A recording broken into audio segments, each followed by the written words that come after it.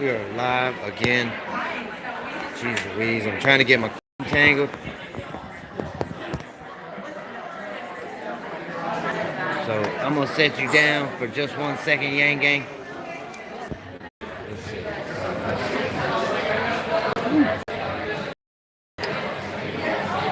I'm just gonna hold this for a second. A lot of people start coming on. But I got a thumbs up from somebody. All right, Yang Gang. So we are live here at the Brewery, Countryman's Brewery, and I probably went live before I should have, but I know he's supposed to be speaking soon, so I'm still like trying to get all my stuff out, get all my stuff together, Gang. So bear with me. Can y'all hear me? Okay? Put it in the chat. So I'm gonna give y'all a shout out to the crowd. So close.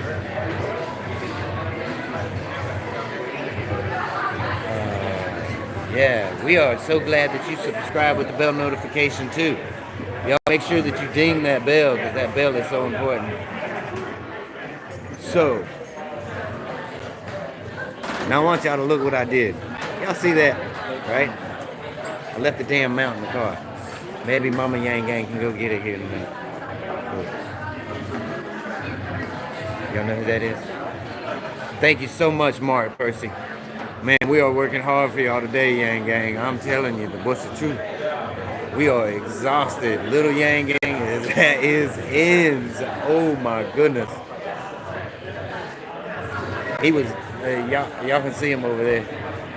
He was melting down on the way in here. He was suffering from yang exhaustion.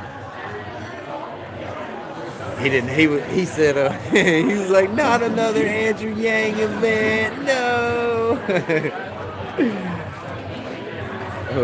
We appreciate y'all very much.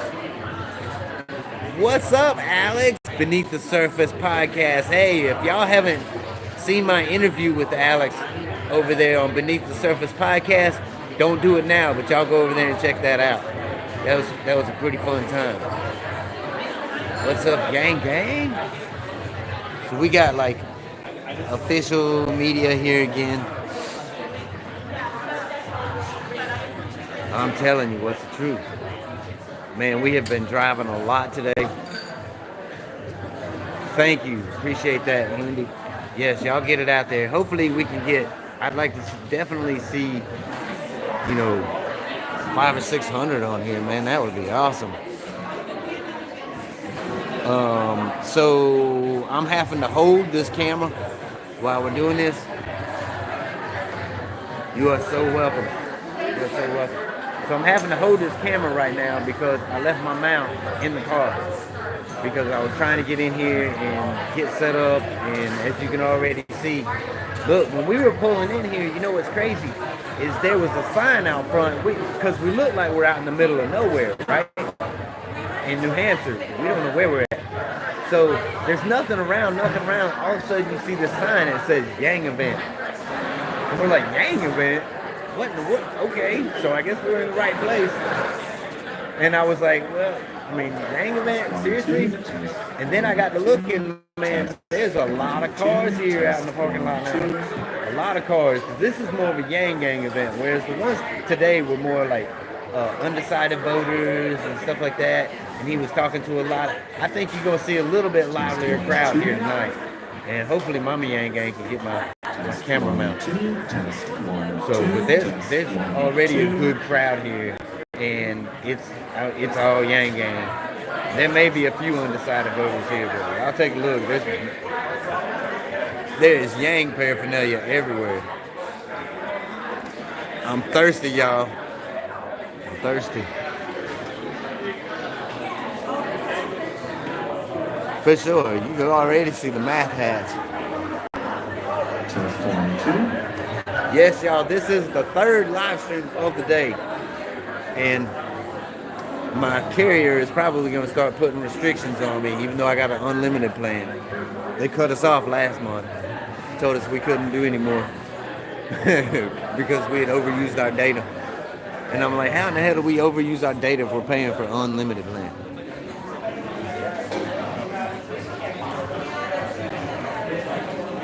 So we are patiently waiting for Andrew Yang to get here to Tuckerson's Brewing Company. I think that's the name of the place. Yes, Tuckerman Brewing. There we go. Let's get a shot of that.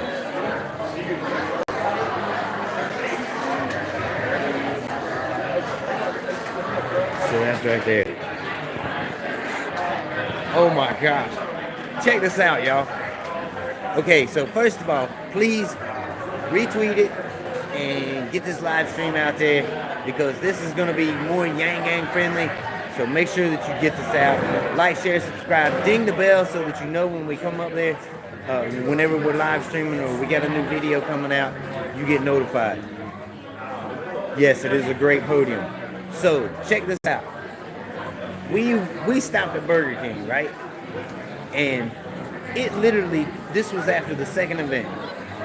It took me probably 20 minutes to get up to the register.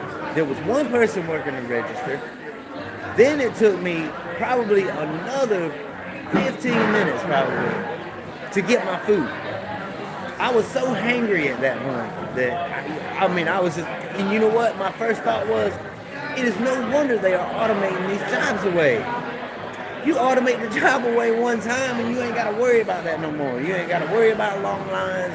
You ain't got to worry about training people. You ain't got to worry about people calling in sick. You ain't got to pay for insurance. None of that. That's why they're automating all these jobs away. Come on, man. It's all about money. Nobody, yeah, exactly. I mean, listen, I got mad respect for people in fast food industry because I've worked in the fast food industry. Restaurants, I've worked in restaurants. I've about done it all. But my point is that, it's no wonder that these jobs are getting automated away. If I'm a boss, man, it's easier for me to pay for a robot one time than to train 20 people who don't really want to be there, who are going to call in sick every other day. Like, why would I want to deal with that? I'll just automate it away. I'll buy me a robot. So, thank you. Somebody said, preach it, bro. Thank you. So glad to see 50 people on here. Y'all, we got to get this live stream out there. Can't do it for nothing, y'all. We done got copyrighted once today, and we don't know why.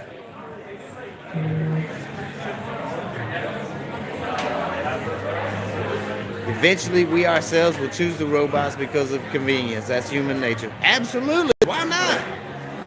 Let's let the robots do the menial jobs. Who the hell wants to do those menial jobs anyway? Not me. I would rather be creative. I would rather create. And that's what we are. Look.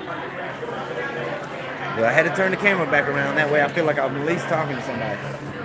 So, we are geared as human beings with a desire and an urge to create, right? To create an environment that we of our choosing. We want to put our mark on the world. And most people don't feel like they are putting their mark on the world. Most people feel like they don't have the ability to create because they're trapped in these vicious cycles. And Mama Yang ain't just showed up. Are you missing the piece that goes on here? Yes, it's in the car. Oh, crap. You should just take the phone with you, take him on an adventure together. I can't because Yang will be here. I'll have to take him. What do you need? I was just going to ask if you need me. I'm thirsty, yeah. Someone just took my seat. Next to Zephaniah. Well, the lady just took, well, go get it. Give me whatever. I'm thirsty. Thirsty? Do you want pizza? Okay. Whoo, man, a cold one does sound. Yes, he's fine. He's over there. Mama's got him. Some lady just like sat down right next to him on the other side. There's still a seat on the other side. Politics next. I didn't see that one. Yes, hey, thank you for that $5 donation. Thank you. Yes, the super chat is open if y'all want to donate, or you can use the donation links in a lot of our other videos, most of our other videos probably. We sure are working hard, and it ain't over. Then we still got a long drive home, so we appreciate all the donations. I did talk to Andrew after the last live stream for a minute, and so far there are no plans for Evelyn to be at the UBI March in New York City. So that's, breaking news, because I know it's been going around that she was supposed to be there and she's supposed to speak. But, this is coming from Andrew, so that way, let everybody know that so far Andrew said that she has no plans to be there. So it is what it is, Yang Gang. It's a disappointment, but it's still going to be awesome, and we're still going to live stream it for you, because I don't know what exactly his plans are, and he hasn't really said. I know he's got a thing the next day over in San Francisco, but I don't know if he'll make time to do both or what. He may be at the UBI rally in San Francisco. Who knows? Yeah, Scott Sands. Yeah, I'm pretty sure Scott's gonna be there. You are welcome for the update on Evelyn. I hate to break it, Yang Gang, but because we were hoping that she would be there too. I know my arms are getting tired, y'all. Man. But I can't leave now. Yes, I did know that about Scott. Not left, not right, forward. So, y'all want to take a look at the crowd? Who are your predictions to be at Yangapalooza? I want to say us, but we probably won't be there, because we gotta do that. But we gotta get signatures in Vermont to make sure that Andrew gets on the ballot in Vermont. So my prediction is maybe Elon might show. I think there may be a couple more musicians that will come out and endorse Andrew Yang. That is awesome, Dr. A. Russell for VP. I wouldn't want that job. My gosh. Have you thought about getting a tripod? Yes, we have a tripod. The problem is, my dumb ass left the mount that goes right here in the car. So I'm having to hold it for the moment, because Andrew should be here any minute, and little Yang Gang is so hangry that he can't leave the thing until he eats. So I'm having to hold it. No way.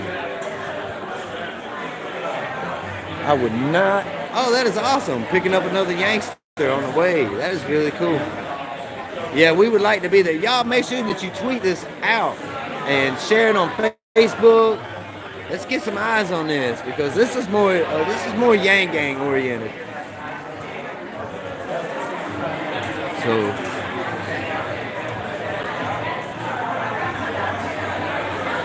this crowd is actually starting to be big. And there are people still showing up. We got the media here, which I don't know why they keep coming, man, because it ain't like they ever say shit about it. Thank you so much. We appreciate that. We appreciate you, Yang Gang family. Listen, y'all know how we get to these events. This is what we do. We create content for y'all. And part of that is traveling around to these events. Diesel sure is expensive. So we appreciate it, for sure. You are welcome, Lady Palmer. We think you rock. 2, test 1, 2, test 1, 2. We got the microphone tester. The microphone looks like it tests out.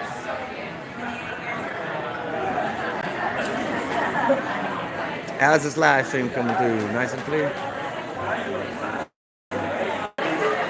I'm hoping that y'all are being quiet in the chat because y'all are tweeting it out and stuff.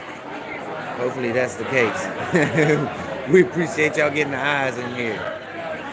Not clear for you, same, blurry, very clear, buffer. I don't even know what y'all are saying right now. We got 20 different answers. Yeah, it's pretty cool. Tweeting it out now. Thank you so much, Feather.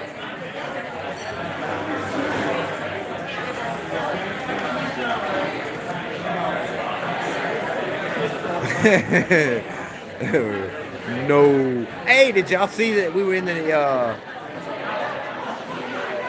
New York Times? It's a nice yang blue color. Well, we're trying to get it to come in as best as we can. Yes, you are exactly right. We are all over the place today. This is the third event that we've live streamed. We've covered a lot of miles. Thank you, Math for Humanity. We appreciate that very much. Y'all don't even realize how much that helps. So, I mean, like, it's been pretty crazy today. Like, I'm exhausted. I know Little Yang Gang's exhausted. He did not even want to come in. I told him it was going to be a lot more fun than the last two. So we're just waiting for Andrew to come in.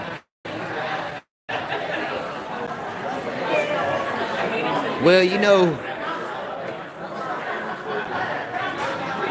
we decided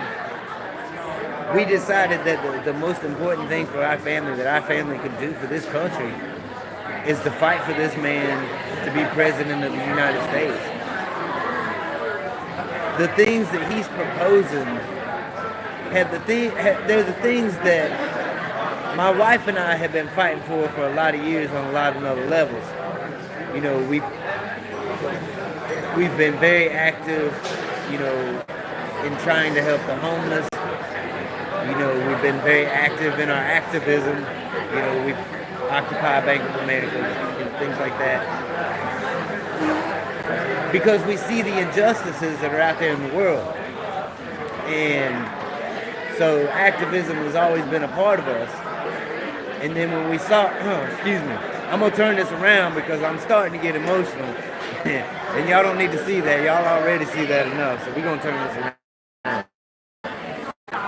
But we saw Andrew Yang and the things that he's fighting for, and those are the same values and ideals that we've been fighting for.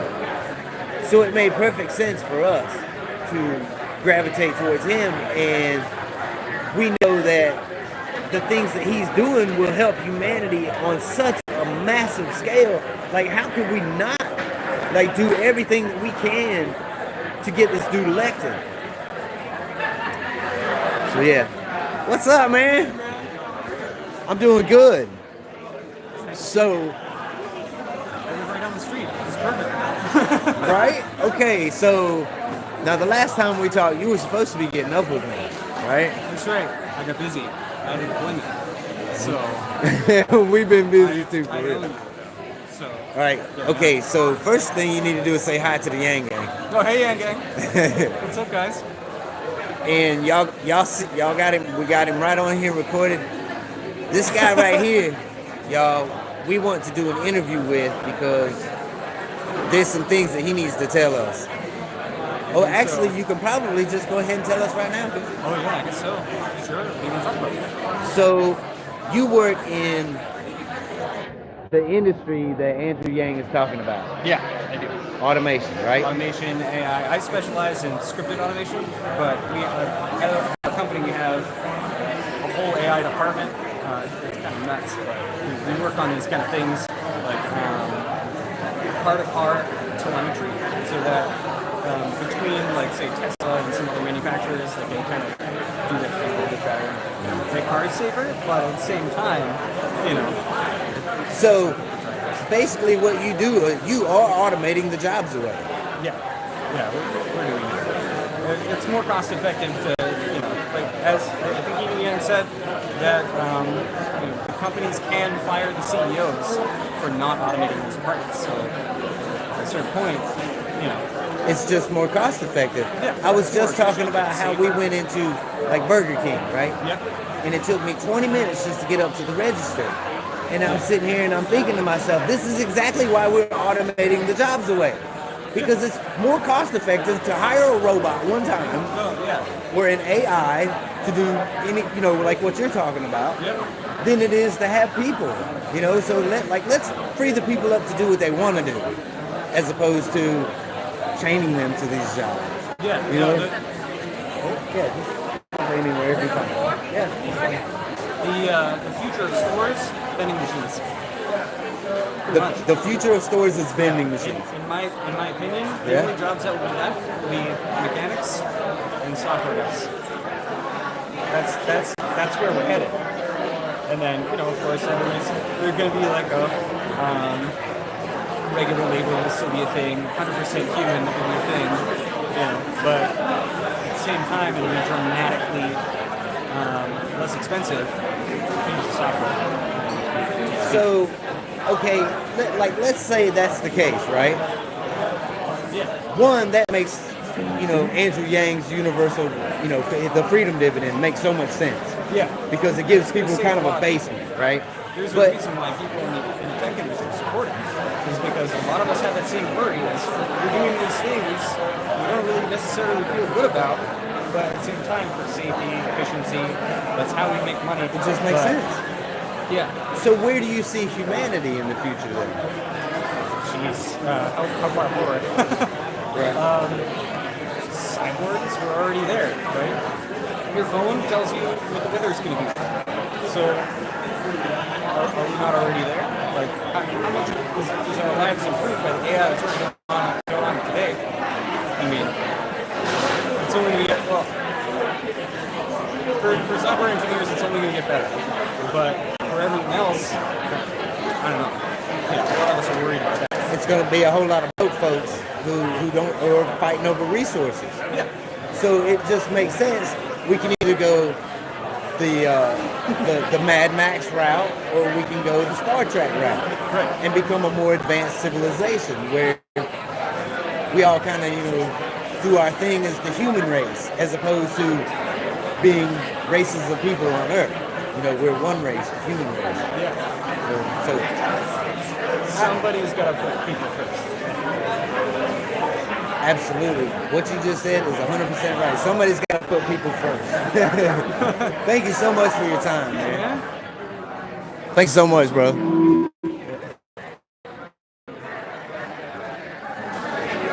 Look, y'all just heard it right there from an automation, a guy who is automating jobs away. He said that we're doing it, we're automating the jobs away. That's why we support Andrew Yang, because we see what's happening. It's either going to be, people are going to be all pissed off, or, I'm telling you, dude, it's crazy. Y'all just heard it right there. The guy said we're doing it. If you can't see, what's about to happen, man, y'all, this is why, like, Elizabeth Warren's plans, listen, Elizabeth Warren's plans, Bernie's plans, all these plans that these bum-ass establishment people got, they don't make sense. They just don't make sense. It doesn't make sense to me to raise minimum wage to $15 an hour. But that don't do a damn thing to help anybody. Come on, man. Get a federal jobs guarantee. It's infuriating to see their plans. Look, I'm getting mad, y'all. So exactly, that is what Elon Musk is saying. He's like, let's make a more advanced civilization. Y'all, let's do something, let's do something cool for humanity as a whole. And I don't know if y'all caught at the end of the last live stream that we did, but there was a gentleman who was from Africa. And when we interviewed him, he said the reason that he liked Andrew Yang so much was because Andrew Yang, the plan that he was talking about with the renewable energy in his country would help his country out so tremendously that he was like, yeah, I'm all for Andrew Yang. He can't vote, but he was worldwide Yang. You can believe that. And that's really cool because you hear from the people who his policies actually affect. You know, like like everything that Andrew's saying is right. He's telling you this is happening, and now you're hearing it directly from the people. Man, that's what I love about this channel, man. We talk about grassroots. We are grassroots.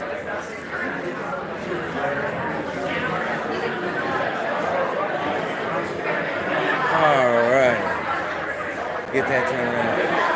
I'm so thirsty, y'all. Thank you for the people who have donated, y'all. It is very much appreciated. Sorry. I can't help it's buffering.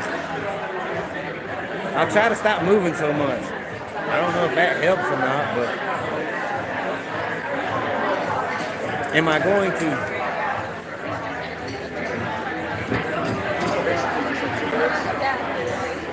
So, if y'all missed the last live stream, we was talking about, we thought we saw, we were headed down the road, right? To one of the events. Hello. How y'all doing tonight? Sometimes when I do stuff like this, I'm given an indefinite amount of time because we don't know where he is. And that's where I start killing time and pretending that I know that he's really close. But tonight is not one of those nights. Because he is like 2 minutes, he's here. And I planned this the whole time. So I just revealed everything. I'm Steve Marchand. I'm a New Hampshire guy. Ran for governor last year. Used to be mayor of Portsmouth. Yeah! And maybe I'll try again sometime to fix the things that need to get fixed in New Hampshire. But we got bigger things to do first, like fix the United States up and get it to places better than ever. And I met Andrew in January. I realized, wow, 44-year-old guy, first-generation American, father of two who really likes math. This is me. This is my kind of guy. And we stayed in touch throughout the winter. I signed on as the National Senior Advisor at the beginning of April. And he was in 16th place or so at that time. And not because I signed on. That was a bad juxtaposition. But this is a guy who is showing up as high as 4th place, folks, nationally in polls. Let's go!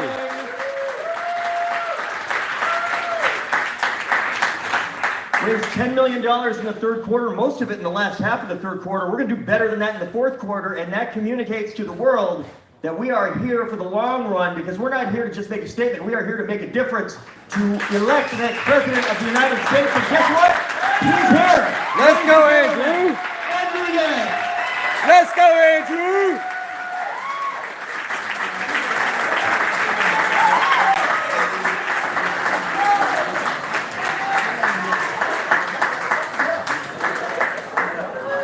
Always perfect timing. Always. Just like we planned it. Thank you. I feel a little far from. I'm just going to come down. Is that all right? A little better. Sorry, camera people. Sorry, I'm sure you can swivel. First, I want to thank Asia for this incredible venue. Let's give her a round of applause. Yeah! Thank you. It's tremendous to be back here in New Hampshire. How many of you know I went to high school here in the state? Yeah. I went to Phillips Exeter Academy, graduated in 1992. I didn't have a great time there, honestly. They had me back to speak, and I said I didn't have a great time here, and then the student body erupted in applause. And I was like, oh no. Felt bad about that reaction. After that, I went to Brown University. Did you go to Brown now? Oh wow, well, congrats on that, ever true. So I grew up in upstate New York, high school here, college in Rhode Island. Consider myself a New England product. After that, I went to law school and then was an unhappy corporate lawyer for 5 whole months. And then I left to start a business. How many of you have started a business or organization or club or mailing list? So if you have your hand up, you know 2 things. 1, it's much harder than it looks. And 2, when someone asks you how it's going, what do you say? It's going great. Only one answer to that question. So my business went great until it failed.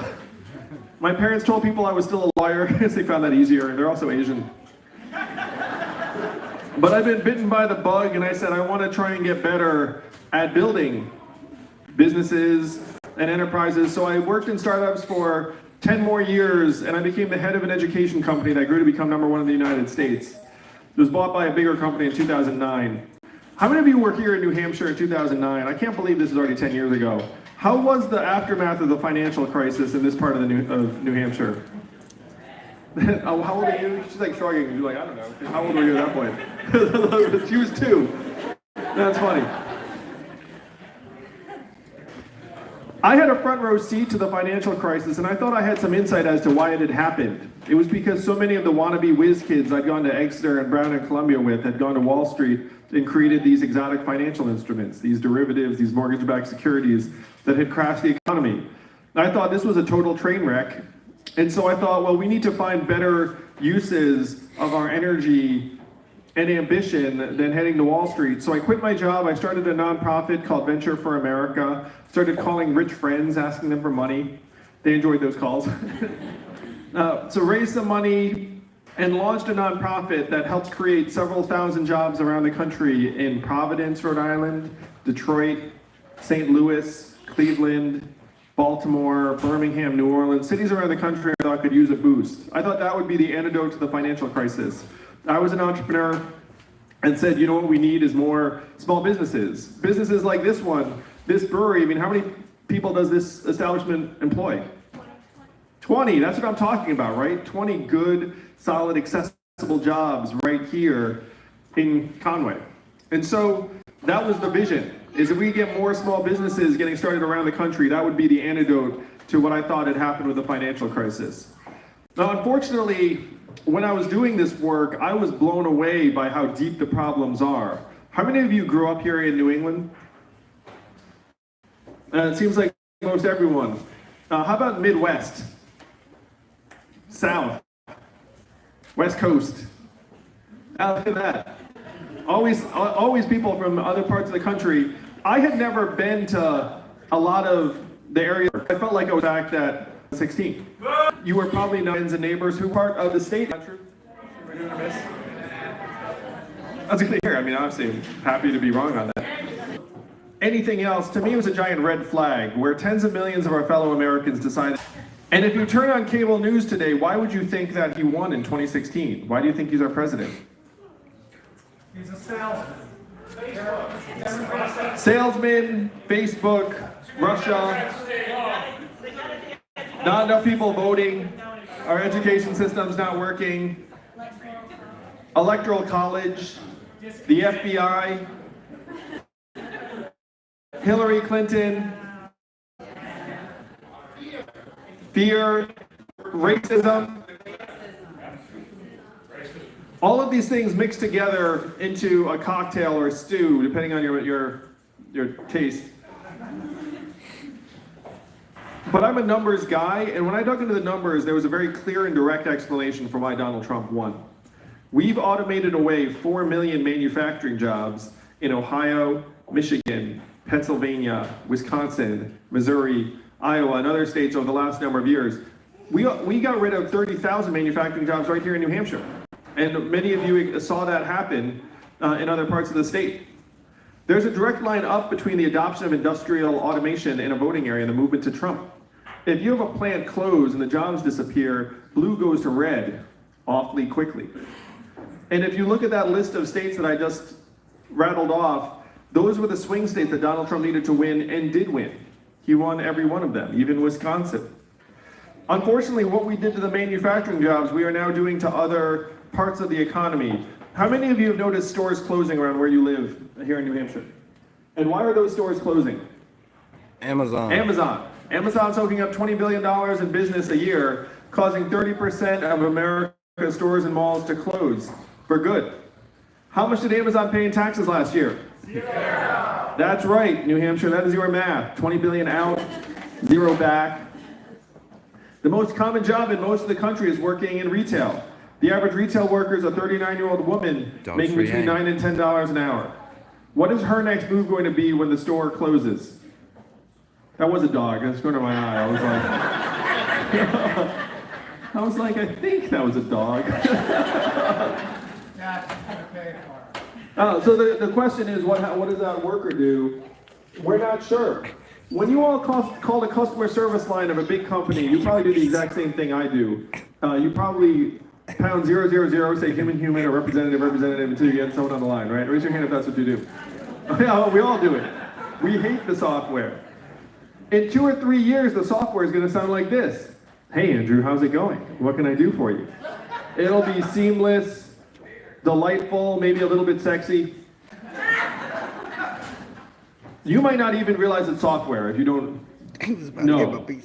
What is that going to mean for the 2.5 million Americans who work in call centers right now making $14 an hour? How many of you all know a truck driver? Driving a truck is the most common job in 29 states. 3.5 million truck drivers, 94% men, average age 49. My friends in California are working on trucks that can drive themselves. Why do they want self-driving trucks so badly? For the most American of reasons, for the money.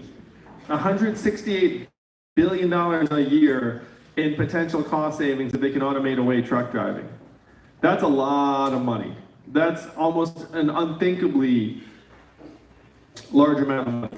It can justify just about anything. If you come to an investor and say, hey, I think I can move that 200 million in California, they tell me they yes, just investing in the American worker. 98% sounds high, but you can't have semi-trucks smashing into things at a 2% error rate. That would be unacceptable. You'd be like, oh, we got it mostly right. And the robot trucks are really bad with something called snow. Because if the road markings are covered, then the computer gets confused and doesn't know what to do. That's one reason why they're testing it in Arizona, because it doesn't snow much there. So how can they get the last 2%? Do you all remember the first time you watched TV on your cell phone? You thought, wow, it was probably a football highlight or something, and you were like, oh wow, that's cool, we can do that now. That is 3G. We're rolling out 5G across the country at this point. And the way they think they can get the last 2% is by equipping the trucks with teleoperating software. So when the truck's not sure what to do, it will alert a teleoperator sitting in a warehouse in Nevada or Arizona, who will then beam into the truck and drive it like a video game, because the truck will have cameras on the front, so when you beam in, you can just see out the front like you're sitting in the cab. And then when the computer's sure what to do, it will say, okay, I've got it, and then the teleoperator beams back out, and then waits for another signal from another truck. What do you all think the ratio is going to be between teleoperators sitting in those facilities in Nevada and Arizona to the 3.5 million Americans who drive a truck right now? 1%, 2%. It's certainly not going to be 1-to-1. You're not going to have like 3.5 million teleoperators.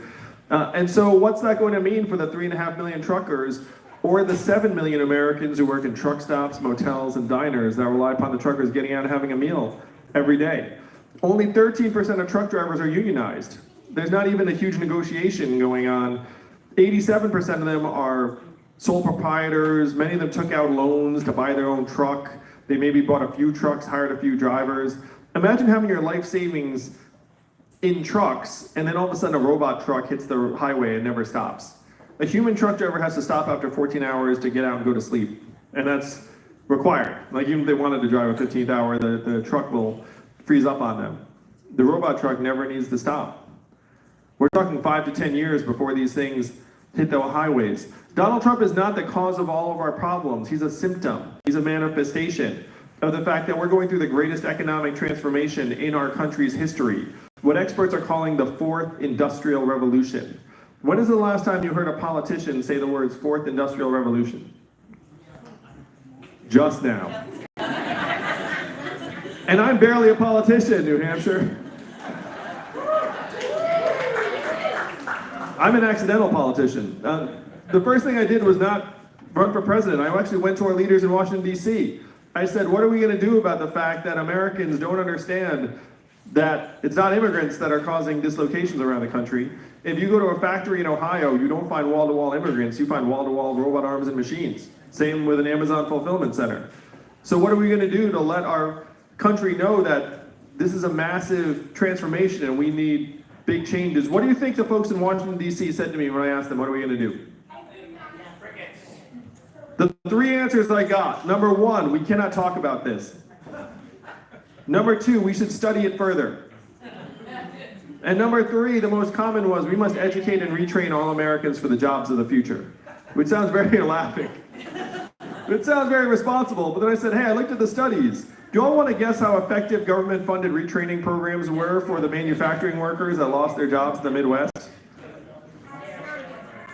0 to 15%. That's right. That's a fail by any measurement. And when I said, hey, we're terrible at retraining, you know what the response was? I guess we'll get better at it. And one person in DC said something that brought me here to you all tonight. He said, Andrew, you're in the wrong town. No one here is going to do anything about this set of changes because this is not a town of leaders, this is a town of followers. And the only way we will do something about it is if you create a wave in other parts of the country and bring it crashing down on our heads. And I thank goodness that I had someone with me because you would think I was making that up, right? You'd think that was some movie supervillain speech. It's actually a DC lobbyist speech. But it brought me here to you all tonight. I said, challenge accepted, I'll be back with a wave. And 2 years later, I stand before you, I'm either 4th, 5th, or 6th in national polls to win the Democratic nomination right now.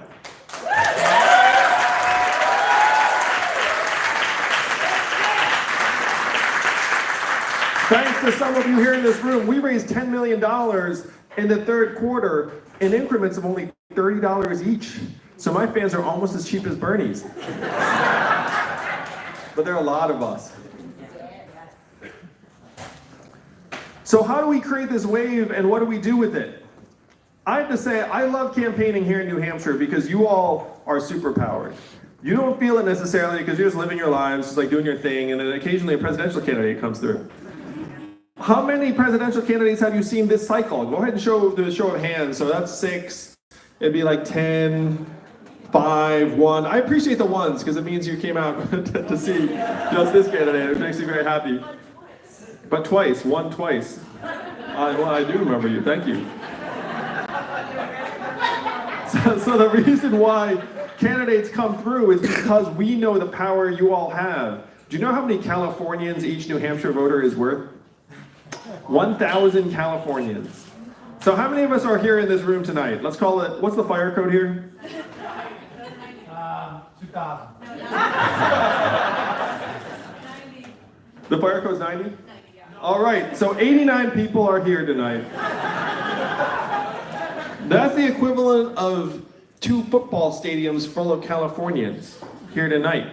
That is the magic of this place. Most Americans look up in despair. If you say, hey, you gotta get out and vote, they're like, my vote doesn't matter. They are generally correct. Their vote generally does not matter. They look up and they see the pipes that are clogged with hundreds of millions of dollars of lobbyist cash, and they don't think their vote can do anything about it.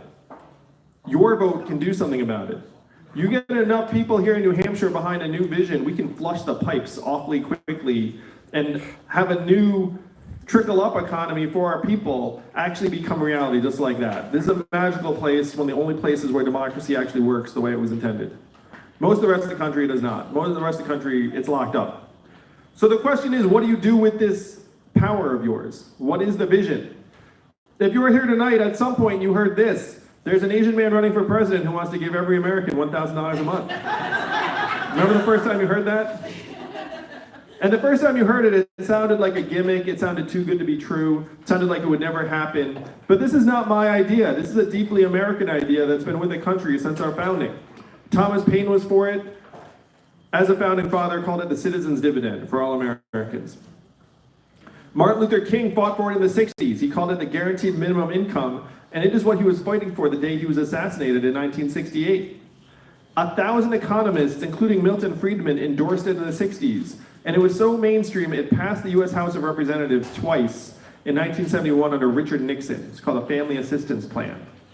And then 11 years later, a state actually passed the dividend where now everyone in that state gets between $1,000 and $2,000 a year, no questions asked. And what state is that? Alaska. And how does Alaska pay for it? Oil. And what is the oil of the 21st century? Technology. Technology, data, AI, self-driving cars and trucks, software. Did someone say marijuana? That was... Sure, throw a pot in there too. I'm for legalizing weed. That's like the green math hat. The green math hat, it's like math, money, and marijuana. A study just came out that said that our data is now worth more than oil. How many of you saw that study? Keep your hand up if you got your data check in the mail. None of us got the check. Where did it go? It went to Facebook, Amazon, Google, and these trillion-dollar tech companies that are paying nothing or next to nothing in taxes.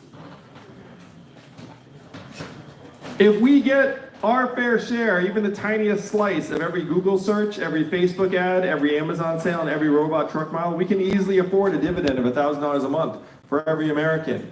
What oil is to Alaska, technology is to America. They call this the oil check in Alaska, and they love it 40 years in. We're going to call this the tech check, and all of America is going to love it. Yeah.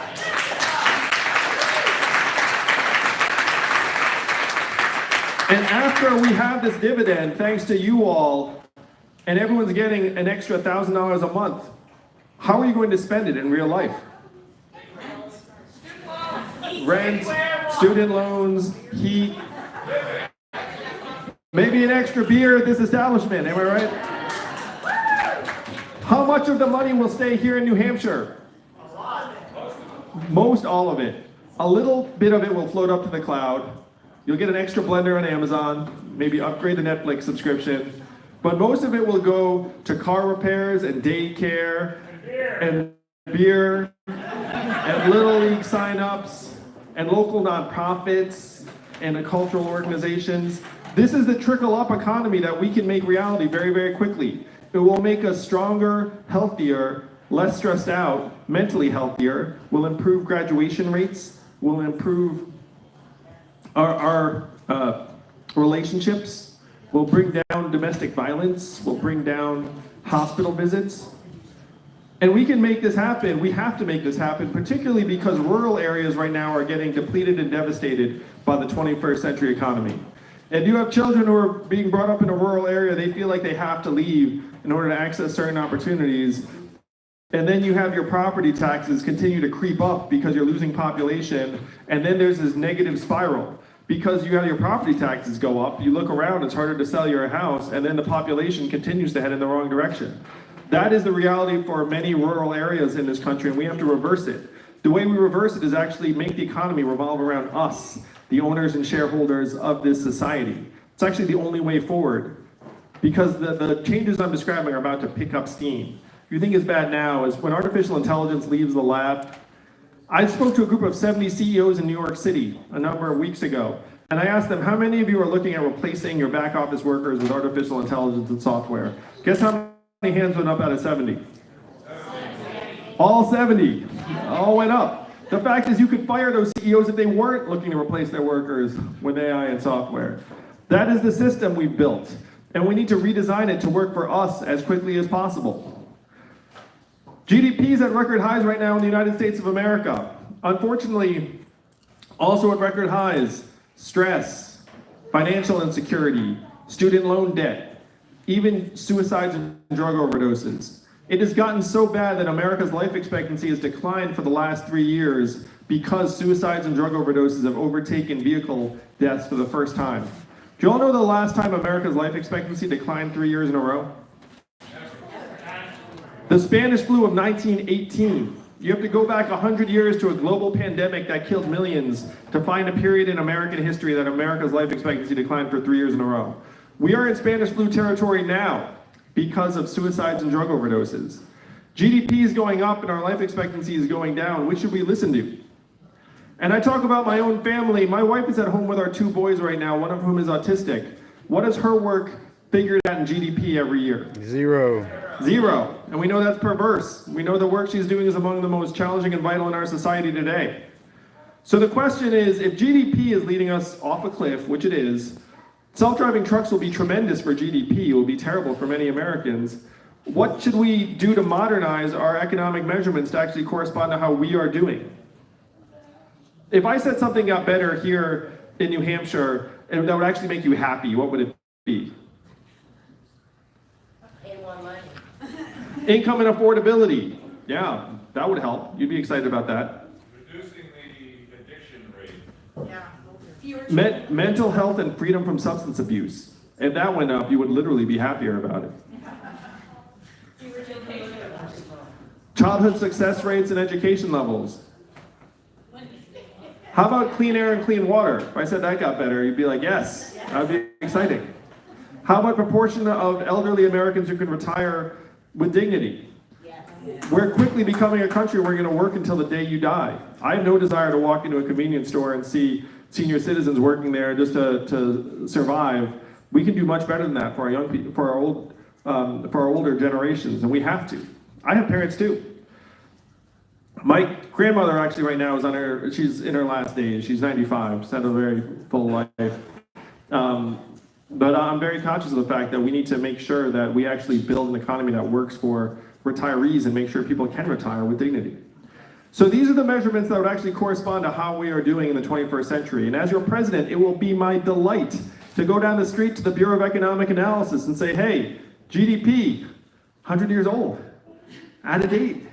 Even the inventor of GDP said this is a terrible measurement for national well-being. We should never use it as that.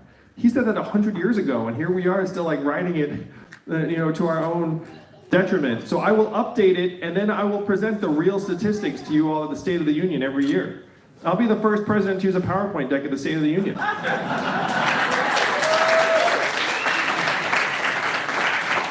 And if you like that vision, you should really join the Yang Gang. That's a very distinct visual. So this is what we have to take to the rest of the country as quickly as possible. That we can humanize our economy, that we can make it revolve around how we are doing. That if we get the measurements right, imagine running a company, raise your hand again if you had a company or a business or organization. Imagine having that company or business or organization with the wrong measurements. You're laughing, like how is that going to perform over time? That's where we are right now as a society. There are 3 headline measurements they keep beating us over the head with. What are they? GDP. Headline unemployment. Stock market prices. Those are the 3, right? GDP we talked about. Did you know that if a hurricane knocks down a town, it's good for GDP? You guys know that? Because then you have to spend all these resources to rebuild the town. It's like a temporary GDP boost. I know, it's crazy. War's great for Yeah, war also very good for GDP. The headline unemployment rate, right now it's at very low levels, 3.7. They keep saying like how great the job market is. And if you remember, I know you're laughing. If you remember Donald Trump when he was a candidate, what did he say? He said this headline unemployment number is fake news. And now that he's the president, all of a sudden it's real news. He got it right the first time. The headline unemployment rate does not include people who have dropped out of the workforce and stopped looking. Right now, our labor force participation rate as a country is 63%, the same levels as El Salvador and Costa Rica. Not exactly the countries you want to be right there with in terms of labor participation. Now, someone here is from one of those countries, and I'm going to get some heat later, but it's fine. It doesn't include people who are underemployed, which is 40 to 44% of recent college graduates. It doesn't include people who are in temp, gig, or contract jobs. 94% of new jobs are temp, gig, or contract jobs that don't have healthcare benefits. None of that stuff gets talked about if you have this on the headline unemployment number. It's essentially government malpractice at this point. That they're pretending that the labor market looks good, where as soon as you turn it over, you're like, whoa, this is like the opposite of good. And then stock market prices, the bottom 80% of Americans own 8% of stock market wealth. The bottom 50% own 0. Why would you have a measurement that only corresponds to the top 20% of your population and pretend like it's everyone? It's not everyone, it's the top 20%. So these are the 3 measurements they keep beating us up with in the media, saying it's great, it's great, it's great. We know it's not great. The fact is Donald Trump is our president in part because he got some of the problems right. He said, these are the problems and I'm going to make America great again. What did Hillary Clinton say in response? It's already great. America's already great. And that did not work. We have to acknowledge the depth and reality and severity of these problems, but then we need real solutions that Americans can see themselves in. Donald Trump's solutions were the opposite of what we need. What were they? He said he's going to build a wall, he's going to turn the clock back, he's going to bring the old jobs back. We have to do the opposite of these things, New Hampshire. We have to turn the clock forward. We have to accelerate our economy and society as quickly as possible so it works for us. We have to evolve in the way we see ourselves and our work and our value. And I am the ideal candidate for this job because the opposite of Donald Trump is an Asian man who likes math. Thank you very much, Conway.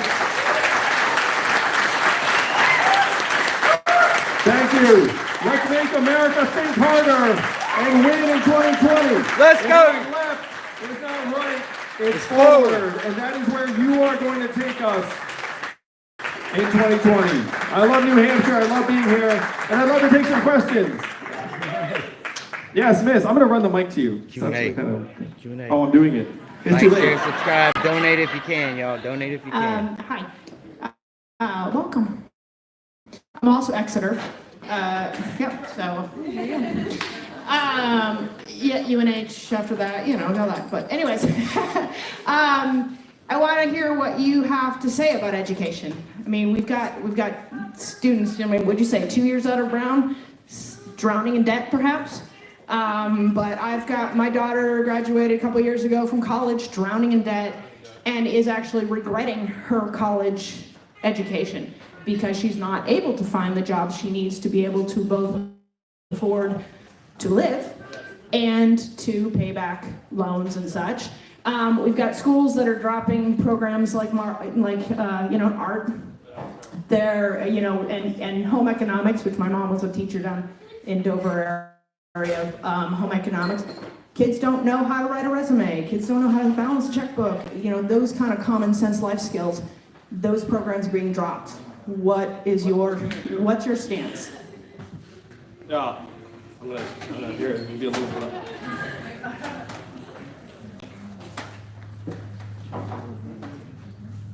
We have been overselling college to our young people for years and years now. We've stigmatized anything that's not college, and it's a disaster. We're up to 1.6 trillion in student loan debt, almost 40,000 per graduate.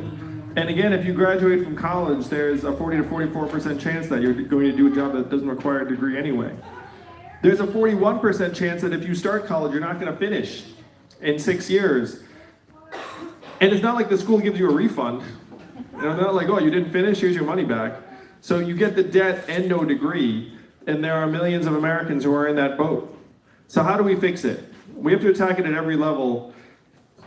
First, we have to go to our young people and say, look, college is not the end-all, be-all.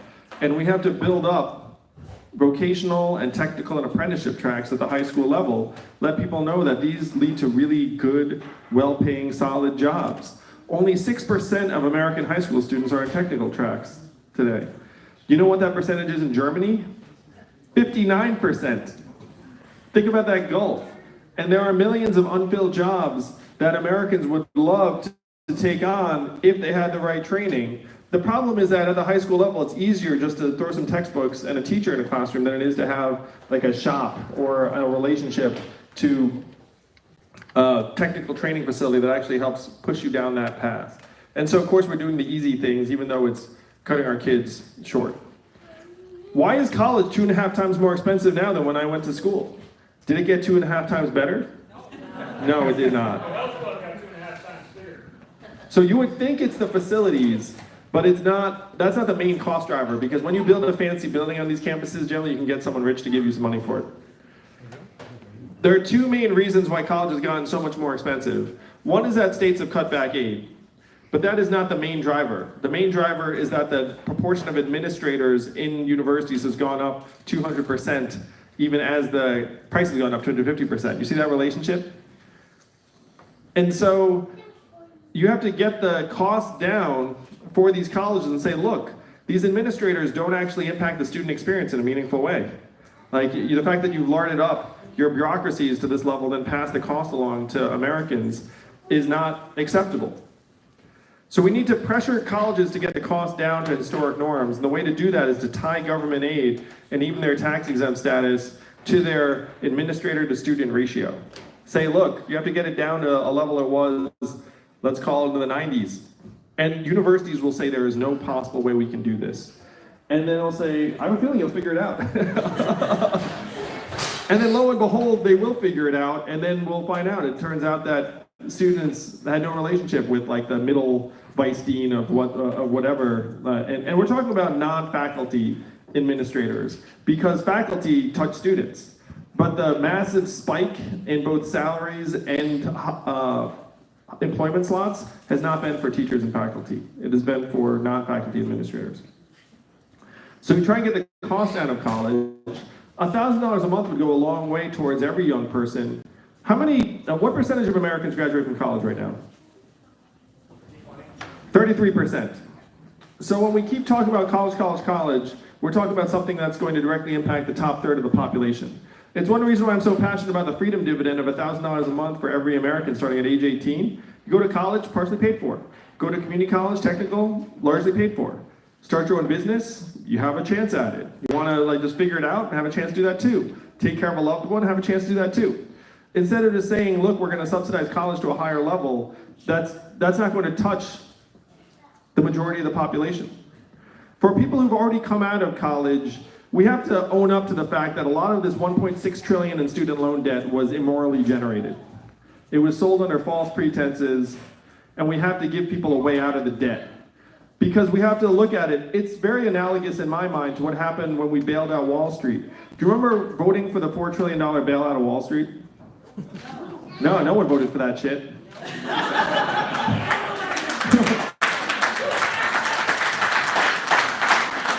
True. And there was a choice during the bailout. They could have kept Americans in their homes and forgiven a lot of the mortgage debt. Or they could forgive the banks. What did they choose? Forgive the banks. We're in a similar boat when it comes to student loan debt. Are we going to free up our people and say, look, these debt loads should not weigh down the hopes of generations of Americans, or are we going to choose the banks again? I say it's an easy choice. This time we're going to choose our people. That's right.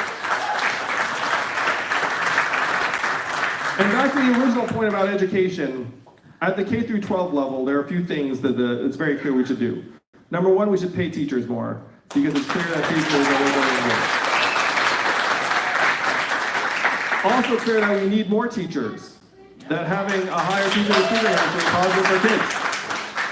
We need to de-emphasize the SAT and standardized tests at every level, because right now, those tests are doing more just to punish and stress out our kids than actually something productive. Do you all know that we came up with the SAT during World War II as a way to figure out who not to send to the front lines? Thank you. And now we treat every year like it's wartime, like beating our kids with it. It doesn't make sense. There are so many teachers that know that they should be doing something other than teaching to the test, but they teach the test because they think that's how the kid's going to get evaluated, that's how they're going to get evaluated. We need to free teachers up to do their jobs. We need to send kids to school in circumstances where they can actually learn. 2/3 of kids' academic performance is based on things that are outside of the school. So this is, I'm a parent, I know. It's parental time with the child, words read to the child, stress levels in the household, type of neighborhood. These are the things that actually influence 2/3 of our kids' academic performance. We go to the teachers and say, hey, you're 100% responsible? Who here is an educator? I sense there are some educators here. Yeah. You know you can't control 100% of that kid's performance. You can control 1/3 based upon your time with a child, and 2/3 happens when they go home, or the summer, or before they even set foot in a classroom. So we need to invest in kids from day one. By putting money into the families and households, we'll actually create environments where the kids have a better shot at showing up to school and actually learning. And then the last part of this is we have to update our curriculum, because not just the SAT, but our curriculum is shaped around an industrial area economy that does not exist anymore. So we should be teaching financial literacy, relationship skills, managing technology, arts. All of these things have been demonstrated to have much higher correlation to your progress as an adult. Our kids are smart. They can tell when we're teaching them stuff that doesn't matter. They can tell when we're teaching them stuff that they can just look up on their smartphone. We have to give them things that they can actually use in life, and also say, look, you might never go to college, so this might be it. So we should actually try teaching you life skills. When you talked about, I think you said your mom was a home ec teacher, I feel like home economics is like the best stuff you can actually learn in school. It's actually much more relevant than a lot of the other stuff out there. And I just want to close and say, it is impossible to teach anyone financial literacy if they don't have any money. Like, I learned that stuff over and over again, just went through in one ear out the other, until I actually had some money. Then it was like, ooh, this is what they were talking about. So imagine a country where every 18-year-old starts getting $1,000 a month at age 18, and we teach them financial literacy first semester of their senior year. Do you think they'll pay attention then? They'll be like, heck yes, I'm gonna get the Freedom Dividend. I'm about to adult up. I have to know what the heck to do with that $1,000 a month. This is the way we actually transform our educational system to become more relevant for our kids. Because right now we are not doing right by them. That's a very long-winded answer, but I have a lot of thoughts about education.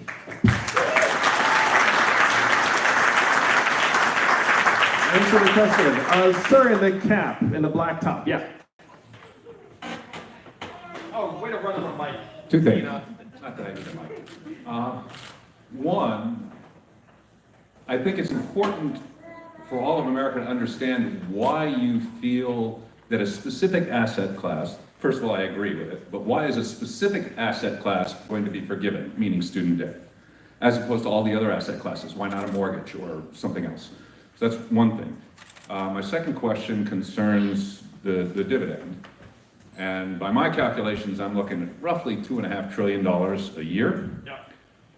If we look at the tax cut that we just had, that was $1.5 trillion a year, and it just added $1.5 trillion to the deficit. So I haven't done the math. I don't know how many transactions you were talking about or what kind of impact on those transactions you were going to have. But how are you going to get to $2.5 trillion with? And I'm assuming you have done the math, so I'm assuming there's an explanation. But I think we need to hear, not just we, but I think we, the country, need to hear this more than the sound bite of $1,000 a month per adult, because we've proven twice trickle down doesn't work. I think we need to give trickle up a chance, and I think it will work because, as you said, retail is the driver of our economy.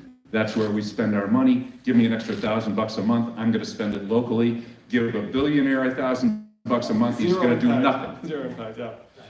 Thank you. Those are two great questions. On the debt forgiveness part, I would not zero out the student loan debt, but I would create very, very equitable and manageable paths to repayment. So one suggestion is, if you commit 10% of your earnings for 10 years, then you are debt-free. And so everyone has a light at the end of the tunnel. So I agree with you that there is something where you need to at least maintain some relationship to the existing debt. But at this point, we have to own the fact that a lot of this debt is unmanageable. And so I agree with you that you don't want to single out a particular asset class to the extreme at the expense of others. I love the math question. It makes me really happy. I'm going to tell you guys a true story. So I've been running for president for a while, and I used to actually break down the $2.5 trillion or so into like chunks, and then people's eyes glazed over a little bit, and it was like too many numbers, and then I sort of was like, all right, that's cool. I'll translate it into something a little bit easier, but I love digging in. So here we go. If you have even a mild toll on all these transactions, our economy is so massive now at $20.5 trillion that even this mild toll generates conservatively about $800 billion. And that's before things like robot trucks and whatnot hit the highway. So that number can go up a lot. Because right now, if you have artificial intelligence, saves us, let's call it a couple $100 billion a year, how much of that comes to the public? Zero, because the big companies that own the AI are gonna pay zero in taxes. So if you put a mechanism in a toll and they generate a couple $100 billion, and we can get tens of billions of dollars very quickly. But conservatively, you're looking at 800 billion or so. Now 800 billion is not 2.4 trillion. So what happens to the other 1.6? Like you just said, when you have money in your hands, you're gonna spend it. It's going to grow the consumer economy significantly by 10 to 12%. Generates hundreds of billions in new tax revenue because this business may hire a new server, the garage might hire a new mechanic. All the additional commerce and expansion ends up generating, conservatively, hundreds of billions in new revenue. If you had to throw a number on it, you could say something like $500 billion or 500 billion or so. So now you're looking for an additional trillion or so to make up the difference. Here's where some of the magic happens. We're gonna save billions of dollars on things like incarceration, homelessness services, emergency room healthcare, stuff that we spend hundreds of billions of dollars on right now. I was here in New Hampshire, and a corrections officer here in the state said to me, we should pay people to stay out of jail because we spend so much when they're in jail. This is a corrections officer. He was on the verge of retirement, so I think you can tell like it is at this point. But right now, we think we're trying to be smart by not investing in our people. We end up paying up the wazoo in much more destructive and punitive and costly ways when they hit our institutions, because you know our institutions are incredibly costly and punitive. And then the fourth thing is, it's going to increase our human capital by $700 billion a year. Now, what do I mean by human capital? Someone did a study and said if you were to alleviate extreme poverty in the United States, what would that generate in terms of better educational outcomes, better health outcomes, better mental health, higher productivity? And the number they came up with was $700 billion a year. Every good company invests in its people all day long. It says if we invest in our people, then our company will be more productive. You invest $1, you get $2 back. That's what good companies do. In the public sector, we have the opposite take. It's like try to avoid investing in our people, and that'll save money. It's actually the opposite. If we invest in ourselves, we'll end up making ourselves stronger, healthier, more enterprising, more productive, more whole, and that generates $700 billion a year. So between the cost savings and the human capital upgrade, you're looking at a little more than $2 trillion a year, which gets you within a hair's breadth of the 2.4 you're looking for. And the remainder you can get through a data dividend or a carbon dividend or a number of other means. Broke down the numbers.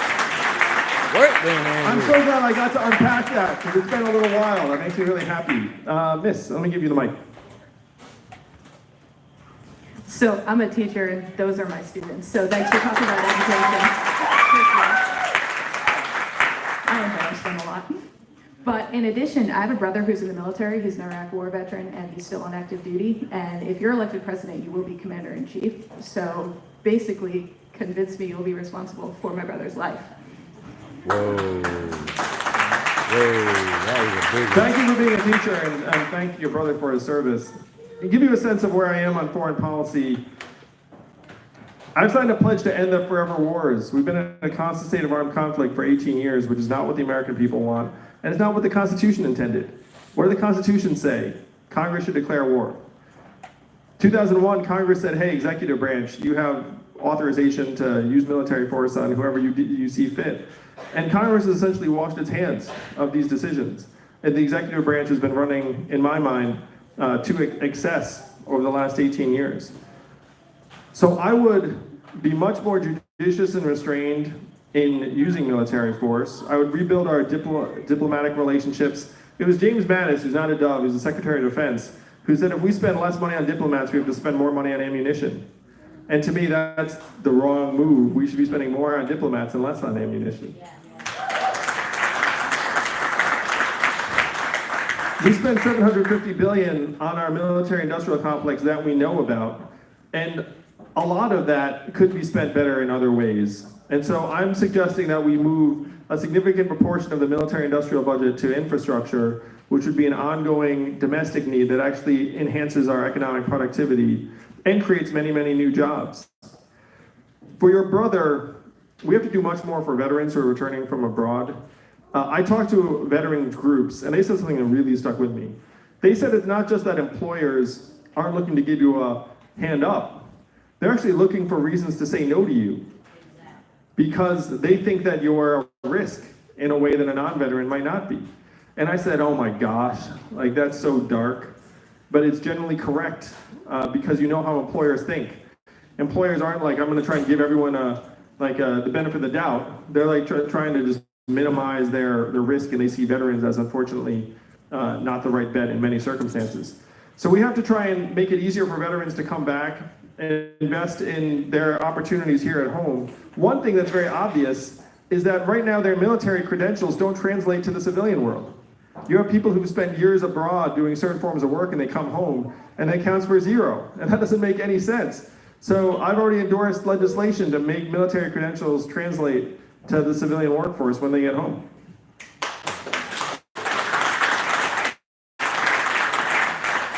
But you should know I take very, very seriously what's happened with our men and women in armed forces and armed theaters. Like, I would not want to send them into harm's way unless it was a very clear vital national interest. We had a defined timeline as to when they were going to come home, and we had allies at our backs. If one of those three things is not in place, then I would not advocate for using armed forces.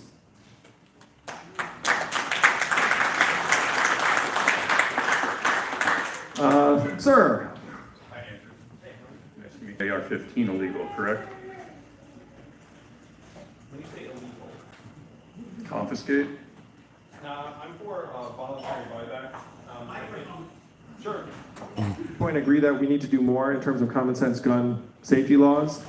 I'm for a voluntary buyback and for trying to make the supply of guns safer in this country over time.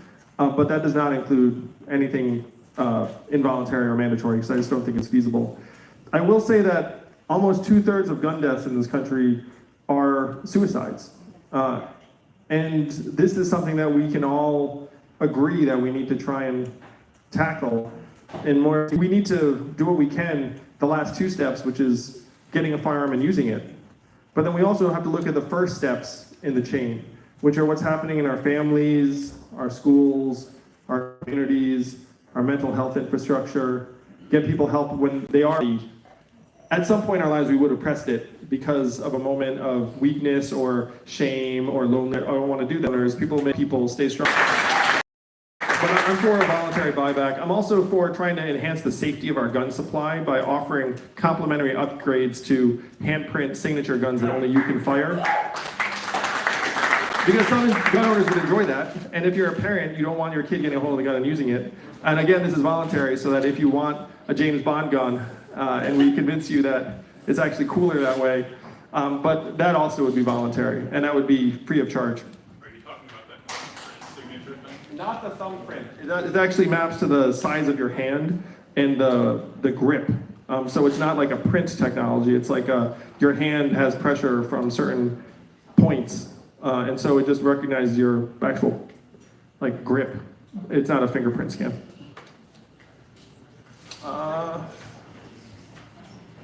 The adorable 12-year-old. You are 12, right? Yeah. I did the math.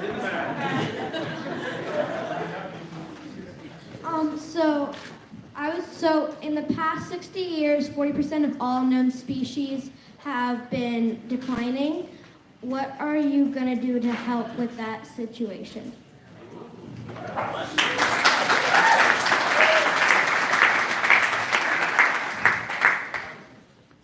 Most of that's being driven by climate change. How many of you agree that climate change is an existential threat? No. As an existential threat, you agree, I'm sure. I can tell. The 4 last years have been the 4 warmest years in recorded history. I was just in Portsmouth, and they told me about a multi-million-dollar shrimping business that's gone to zero because of warming waters, and the shrimp died. They also showed me that there were dozens of houses and buildings that were now flooding regularly. I've staked out the new 3rd position on climate change, which is that it's even worse than you think, and that it's accelerating quickly. So I've got a 5-part plan that I believe, if we were to execute, would help keep some of these species alive. We need to try and move towards renewable sources of energy by taking the fossil fuel subsidies that are long overdue and move them towards solar and wind and other forms of energy. We have to face facts. The United States of America is only 15% of global emissions. So that means even if we got our acts together, if the rest of the world does not follow suit, then we're just going to keep facing a warming planet. What's happening right now in the rest of the world is that China is going to Africa and other developing countries and saying, hey, I've got a coal-burning power plant. What do you think? And then what is that? Yeah, sign me up. They get that coal-burning power plant because they just want energy as cheaply as possible. And China's like, great, I thought you'd say that. So what China's doing is China's investing in renewables and they're exporting dirty forms of energy to a coal-burning power plant. Instead, we've got these great solar panels and wind turbines. Now, this is going to be an ongoing process, but that's the sort of thing we're going to have to do. The third thing is we have to stop pretending that if we do less of the bad, the Earth's going to be okay. We have to do more of the good. So what does good look like in this context? We have to reforest tracts of land because it turns out trees are great at capturing carbon. That is by trying to actually invest in the reactivation of many of these marine ecosystems. Natural disaster, who suffers the most? Poor people, people of color, people who don't have cars they can just drive away in. So you put a freedom dividend into people's hands, helps protect all citizens, but then we have to invest hundreds of billions of dollars in making our communities more resilient. It's one of those situations where you invest $1 billion now, you save $5 billion later. That's not really the American way right now. The American way right now is to wait till you have to spend $5 billion. We have to start getting ahead of this curve in a big way. As one example, we only successfully maintain about 10% of our forest land, and most of it's becoming a tinderbox because of climate change. It's becoming like this giant fire zone. That's why they've shut down power in parts of California right now, is because they don't think they can control the forest fires. So they actually shut down power in 17 counties. I don't know if you've seen this in the news. This is the freaking, like, this is the United States of America and we're doing this? We're like shutting down power because we're afraid of, anyway. So there are things we have to do to actually try and mitigate the worst effects and protect our communities. And the fifth thing is I would advocate for a constitutional amendment that says safeguarding the environment is a core responsibility of the U.S. government for generations to come.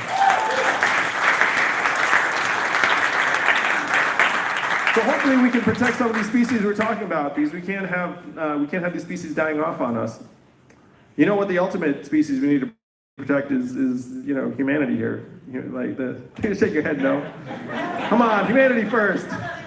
Don't lose faith in us. I know, it's hard.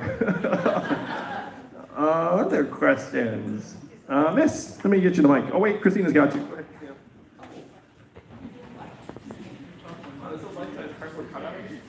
I wanted to ask about healthcare. The one-payer system. I think that would be great for all, and if we can't have it, why should the Senate and the Congress have it? I don't think it's fair.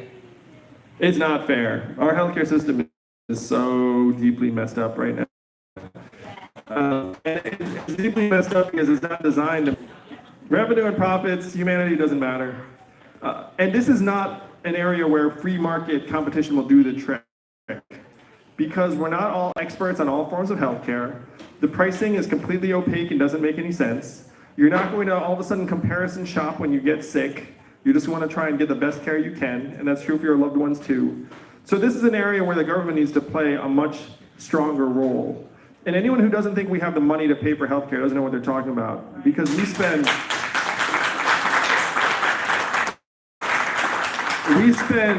twice as much on our healthcare as other countries to worse results, because again, it's not designed to actually make us well. It's designed to make the drug companies money, the device companies money, the private insurers money. So I am for Medicare for all, get healthcare off the backs of Americans. I'm essentially on the entire Bernie train. I actually supported Bernie in the last race, and it's like, give you a sense of where I am. The only way I differ from Bernie is that I don't think we should outlaw private insurance immediately, all at once. I think what we have to do is demonstrate to the American people that private insurance does not make any sense if we're doing a good job of providing people care, and then you put them all out of business. If we do it right, then they get put out of business pretty quickly. And there would be a few private insurers that survive because they managed to find ways that they can add value at the margins. And I think that's appropriate, because there are going to be some of these private insurance plans that end up driving resources towards innovations that would happen in a way that they might not otherwise. But Medicare for all, cover everybody, only mild co-pays, and we can do this. I'll tell you all, my parents moved back to Asia. They go back and forth. And they could not believe what was happening when they went to the healthcare system in Asia. They were like, this is delightful. They just show up, they give me what I need, billing, procedure, whatever it is, I give them $40, and then they send me home. And they were like, I thought I'd want to come back to the US for my healthcare. They're like, I don't. And I heard this story and I was like, how are they doing this over there? But then I knew the answer. It's like, because the system is not designed to make maximal revenue, it's actually designed to just try and deliver the best care it can. If they can do it in other parts of the world, why can we not do it?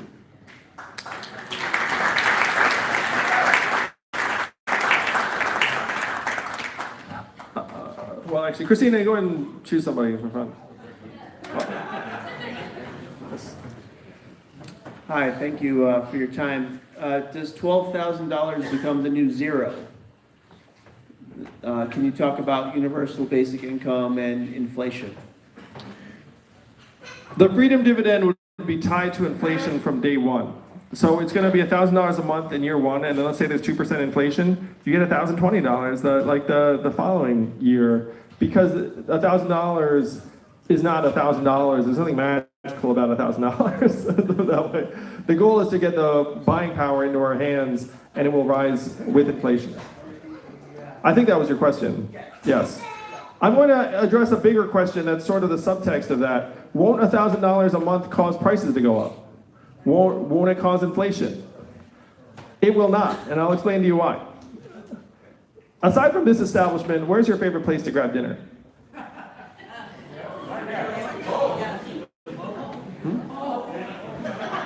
Home. Home. Okay, home. Home. I'm gonna say the Almost There restaurant up the street. It's just an establishment, please. I mean, hopefully no one's offended. It seemed like a perfectly fine place to grab a meal. Stop it up.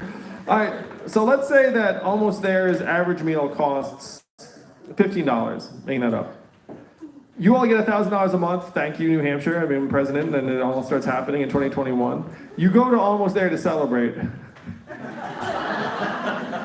And then instead of $15, they're charging $24. How do you react? You probably leave. You're like, this place isn't $24 nice, like I'm gonna march on out. It's not like after you get $1,000 a month, you become cost insensitive. You still have a budget, you still care. And what's happened in American life right now is that most things have not shot up in price even after we printed $4 trillion for the banks. So this is clothing, food, media, electronics, cars, stable in price or getting better. So what has been going up in price and making us miserable? Education, healthcare, and housing. And these three things are not being driven by money in our hands. They're being driven by the fact that colleges just keep jacking up the prices and you have no choice but to pay and take out loans. Healthcare, you have these private insurance companies that just jack up their rates every single year. You feel like you have no choice but to pay.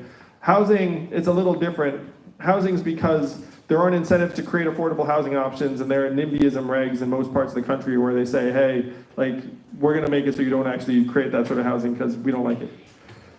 None of this is being driven by money in our hands. If you put money in our hands, it actually ends up increasing our buying power. We'd be able to keep the vast majority of it, because if an establishment in any competitive market decided to jack up its prices like Almost There, then you would just go across the street.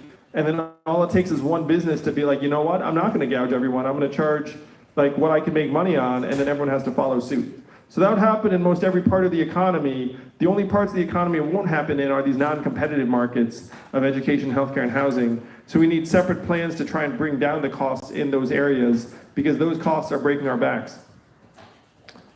Yeah. All right, I've got time for one more question, and then we're gonna do selfies. So let me find someone awesome. You're all awesome. I've actually enjoyed the heck out of this town hall. This is the most fun I've had in a while. I like to go man-woman on the question front, so I'm gonna give you the mic right here. I would like to know what you're gonna do about the opioid epidemic here. And the reason I ask is because I feel a lot of people are being judged. I understand there's a lot of overdose and suicides. I've buried plenty of family members, but people like my parents who have had back surgery and stuff that need it, I denied it because of the abuse, and I don't think that that's right. And I also want to know, what are you going to do to hold cops accountable for murdering innocent people?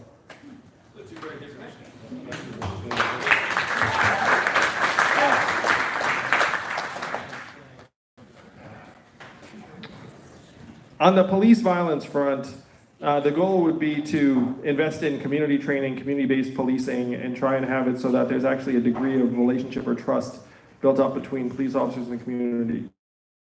That's a very different emphasis than we've had over the last period of time, but we have to do more. In the case recently when the police officer tragically shot the black woman in her own home, a couple things. This is going to sound terrible because it was obviously the most avoidable tragedy in the world, and it's the kind of thing that makes you very angry and sad as an American. But two things went right. Police officer had a body cam on, footage was publicly released, and then they were charged and removed from duty immediately afterwards.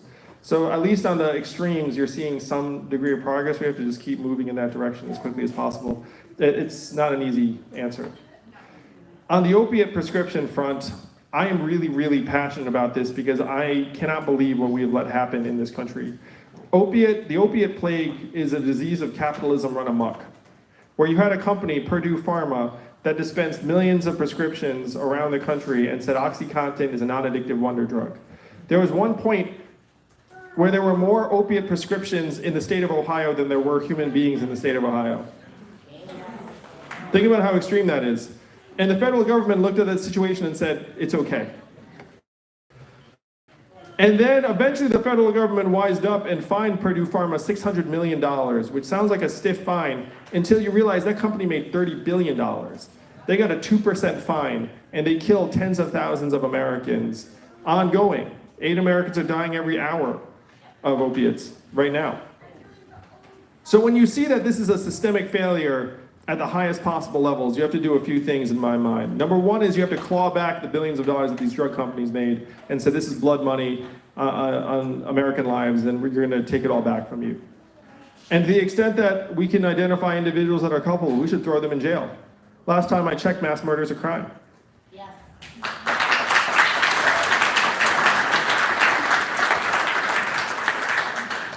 Now whether I gotta say something about this. The physicians are the ones prescribing. These are scheduled drugs. You know, these are not like Tylenol. You know, there are physicians out there that are prescribing these drugs. And why are we holding the drug companies accountable when the people who are actually giving the drugs to people are the doctors in our communities that we trust?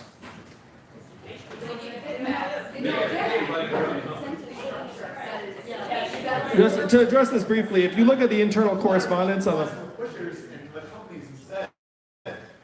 If you look at the internal correspondence of the drug companies, they were actually fully aware of what they were doing. If you could find a position where you saw that there was correspondence saying the physician was aware of the risk of the drug, then I agree. We should be looking to hold them accountable too. But It's a scheduled drug. You know, the United States recognizes it's an addictive drug that cannot be sold without a prescription. well, there was a long period of time when actually Purdue Pharma was saying this is a non-addictive drug.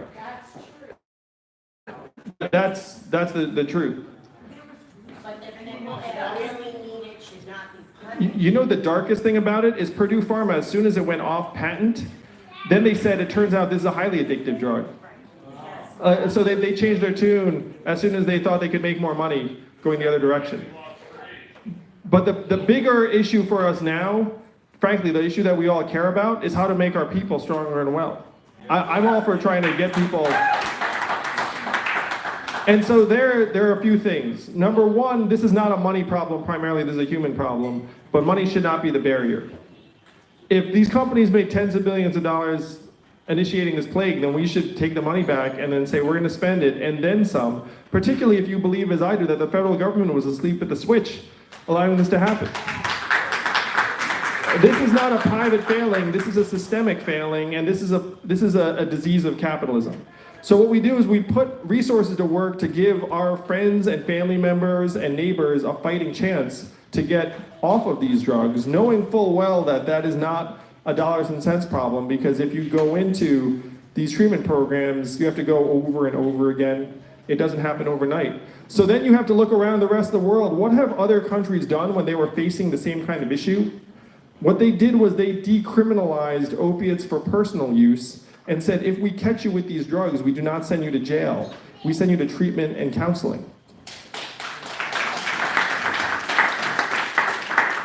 I was here in New Hampshire and an EMT told me that he saves the same people over and over again because they overdose and then they go home and then they overdose and then they go home.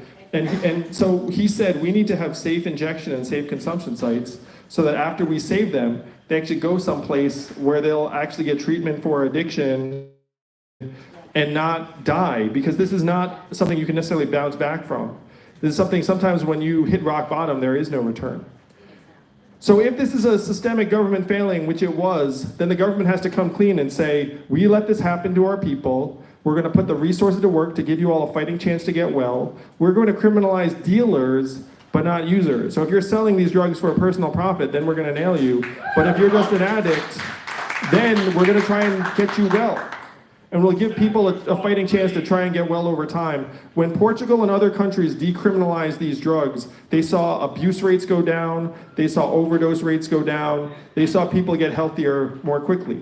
We're in the same boat now. We need to do what has worked in other countries to give our people a fighting chance to get well. Dude needs to chill out back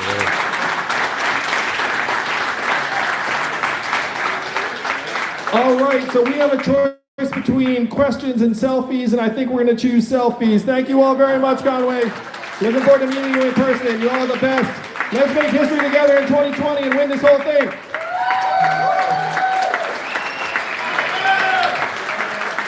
Hey everyone, thanks for being here. My name is Christina Snell. I am the state director for Andrew's campaign here. We are knocking doors every weekend, making phone calls, and you can sign up on our clipboard at the front there. We need your help to do this. We're also going to do selfies right now, so please make a line on this side, and we'll have the selfie happen right here.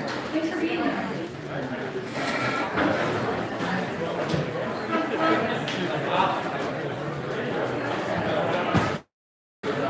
If y'all see this phone drop, y'all know how.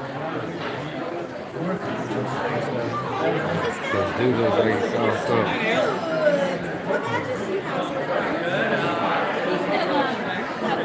Oh, you're a Cub Scout. Dude, I will say, if you're not an Eagle Scout, there are so many people who don't make it. We're all these voices that people know. Even my husband, he didn't make it. At the end of the day, I think that's what you're talking about. There's always going to be survivors or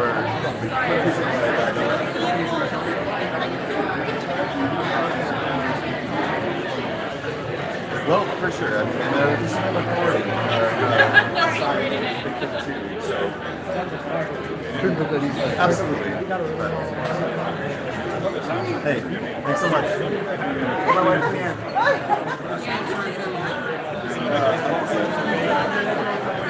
All right. Disaster alert.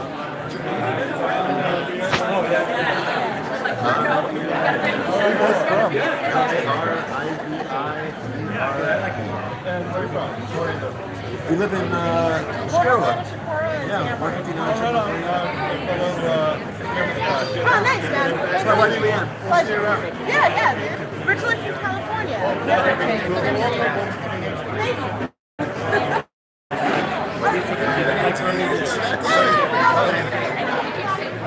Zach's actually working, hiring some, Zach is hiring some more people, so he didn't come on this trip. Gang, if y'all saw me move over here, that guy looked like he was a little bit sauced up. He was coming over here and I didn't know what he was gonna do. So I was moving into position. If y'all would have seen that phone drop, I'd have went to his ass if he'd have tried to hurt Andrew Yang. I promise you that. I'm telling you. Y'all try to hurt my POTUS, not on my watch. Yang gang. Gang gang. Hey buddy. Yeah.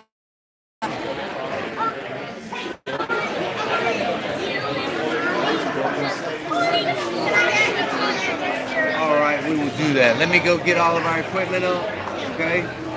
And we'll do it. All right, so yeah, I'm gonna duck through here. Yeah, I'm telling you, Yang gang. Look, yeah, they will. Look, if I'm ever around, I promise you, I will put myself in between him and whatever threat it is, because this country needs that man. So, and I didn't know what, you know how people in alcohol can be sometimes. And I did not want anything to happen. I'm telling you, because that dude, he looked like he knew how to redneck a little bit. And if y'all know anything about me, I know how to redneck too. Y'all can believe that. I am a hillbilly. Listen, gang, we love you. Thank you so much for the donations. If you can, like, share, subscribe, tap that bell, donate if you can. And we'll see you on the next one. I'm hot, y'all. Gang out.